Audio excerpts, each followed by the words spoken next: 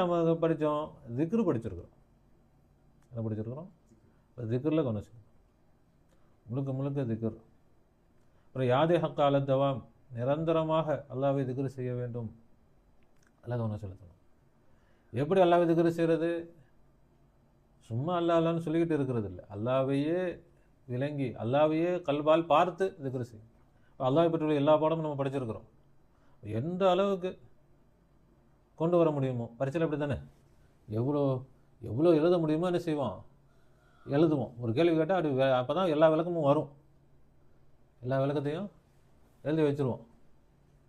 இப்போ அது மாதிரி எல்லா விளக்கங்களையும் கொண்டு வந்து நாம் திக்ர் செய்யணும்.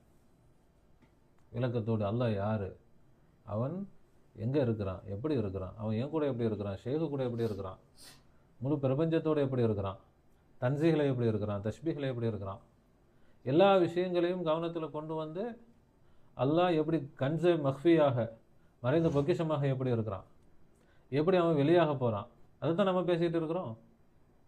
அல்லாஹ் என்ன செய்ய போகிறான்? எல்லா படைப்புகளாக வெளியானான், இப்பொழுது அல்லாஹ் இறைவனாக வெளியாக போகிறான். முழு உலகத்தையும் ஆட்சி செய்யக்கூடிய வெளிரங்கமான இறைவனாக, மறைந்த இறைவன் எப்படிப்பட்ட இறைவனாக போகிறான்?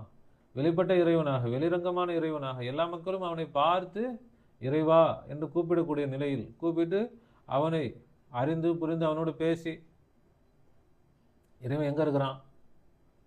அதனால தான் நீங்கள் இவ்வளோ பிரச்சனை. டைரெக்டாக வந்துட்டா அவர் கடவுளா, இவர் கடவுளா, கடவுள் இருக்கிறாரா இல்லையா, எந்த கேள்வியும் இல்லை, எந்த பிரச்சனையும் இல்லை. அப்புறம் விரல ஆட்டணுமா, ஆட்டக்கூடாதா? கடவுளே வந்துட்டா அதுக்கப்புறம் என்ன ஆட்டுறதா நீட்டுறதான்றதை கடவுள்கிட்டே கேட்டுக்கலாம். என்ன செய்ய தேவையில்லை. குழப்பம் இருக்குதா? பட்டையை போடணுமா, நாமத்தை போடணுமா, எல்லா பிரச்சனையும் தீர்ந்துருச்சு. எல்லா மதத்துலேயும் என்னது எவ்வளோ பிரச்சனை. எதனால்? கடவுள் மறைவாக இருக்கிறதுனால தான். வெளியே வந்துட்டா என்ன ஆயிரும்? எல்லா பிரச்சனையும் முடிஞ்சு போச்சு எல்லாரும்.